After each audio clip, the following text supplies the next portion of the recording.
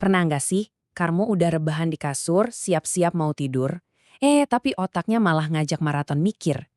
Nah, kali ini kita bakal bahas tuntas kenapa itu bisa terjadi, dan yang lebih penting, apa yang bisa kita lakuin. Yuk kita mulai! Kamu pasti tahu banget rasanya kan? Seharian kita sibuk, semuanya terasa baik-baik aja. Tapi begitu kepala nyentuh bantal, jeder! Otak kita seolah-olah baru nyalain mesinnya. Jadi sebenarnya apa sih yang terjadi? Dan yang muncul tuh bukan pikiran-pikiran biasa loh.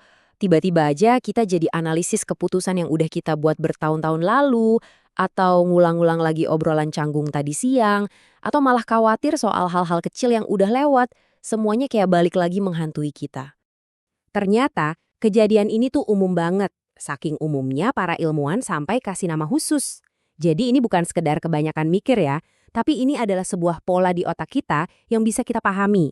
Nah, dalam dunia sains, ini disebut nighttime rumination atau ruminasi malam hari. Gampangnya gini, saat lingkungan sekitar kita jadi sepi dan tenang, otak kita secara alami ganti mode jadi lebih reflektif. Dan yang paling penting, kamu nggak sendirian. Ini benar-benar pola otak manusia yang sangat wajar. Jadi, apa sih yang sebenarnya terjadi di dalam kepala kita? Kenapa otak milih waktu istirahat buat tiba-tiba kerja lembur?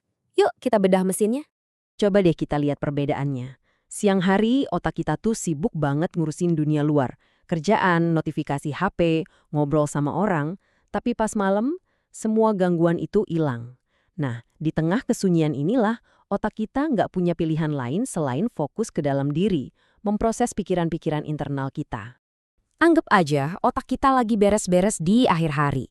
Proses ini sebenarnya penting loh buat mengevaluasi pengalaman, ngelola emosi, dan nyimpen memori. Masalahnya adalah, kadang proses beres-beres yang sehat ini bisa jadi kebablasan dan berubah jadi siklus overthinking. Dan ini bukan cuma soal jumlah pikirannya. Pernah ngerasa nggak, kekhawatiran yang sama itu rasanya jadi jauh lebih besar dan menakutkan pas malam hari? Ternyata ada penjelasan biologisnya loh. Jadi gini, bagian otak kita yang tugasnya jadi semacam rem atau pengatur emosi, itu ternyata ikutan melambat juga di malam hari. Nah, tanpa si rem ini, setiap kekhawatiran kecil bisa terasa jauh lebih dramatis dan berat dari yang sebenarnya. Makanya, kesalahan kecil di kantor, yang siangnya mungkin kita cuekin aja, pas malam rasanya kayak akhir dunia. Atau obrolan yang agak canggung, tiba-tiba jadi momen paling memalukan seumur hidup. Nah, inilah yang namanya amplifikasi emosional. Sekarang, kita masuk ke bagian yang bikin semuanya jadi makin runyam. Ada satu faktor kunci yang bisa mengubah pikiran-pikiran malam biasa ini jadi lingkaran setan yang melelahkan banget. 60%. Angka yang gede banget kan? Apa nih artinya? Ini dia faktanya. Penelitian menunjukkan bahwa saat kita kurang tidur, pikiran negatif yang sama bisa terasa sampai 60% lebih kuat. Nah, ini yang menciptakan lingkaran setan. Kebanyakan mikir bikin kita susah tidur, dan kurang tidur bikin pikiran kita jadi jauh lebih negatif. Oke. Setelah kita paham masalahnya, sekarang bagian yang paling penting. Apa yang bisa kita lakuin?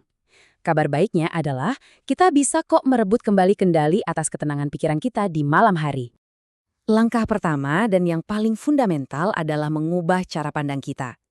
Ingat ini baik-baik.